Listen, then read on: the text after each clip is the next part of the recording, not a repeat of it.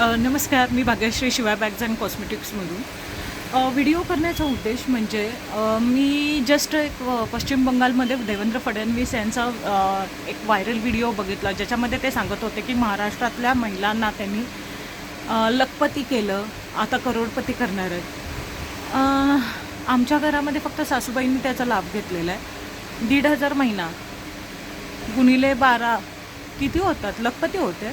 मग आमच्या सासूबाईंनी हे लाखो रुपये लपवले तरी कुठे? विचारायला हवं. तर अशी खोटी भाषणं आणि खोटे आश्वासन देऊन हे लोक काय पण करत सुटले. त्या सामान्य जनता इतकी भरडून चालली आहे यामध्ये. हे इकडे पेट्रोल डिझेलचे दर हे करायला लागलेत, त्यामुळे बऱ्याचशा लांब. अरे तुम्ही गरीब जनतेचा विचारच करत नाही आहे. तुम्हाला कळतच नाही आहे. तुमच्याकडे 20-20, 22-22 लाखाचं तुम्ही फर्निचर घेताय मुख्यमंत्री असून, आणि तुम्ही आता सांगताय की आमच्या देशातल्या महाराष्ट्रातल्या महिलांना तुम्ही लखपती केलं. सिरियसली या आत्ताच्या कठीण परिस्थितीत लोकांनी समजून जायचं.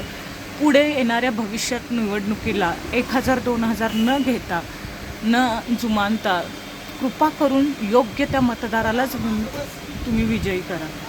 आता तुम्ही बघितला असाल तामिळनाडूचा विजय, ठीक आहे, त्याच्यावरून तरी आपण काहीतरी त्याचं आउटपुट घेतलं पाहिजे. सो कृपा करून मी अजून म्हणते, मी कुठल्याही पक्षाला समर्थन करत नाही ना. मी सध्या आता माझं एज आहे 35-36 अराउंड ना. मी कुणालाही वोट करत नाही. त्यामुळं एकत्रितरित्या येऊन आपणच जनतेने या सरकारला धडा शिकवणं गरजेचं आहे. धन्यवाद.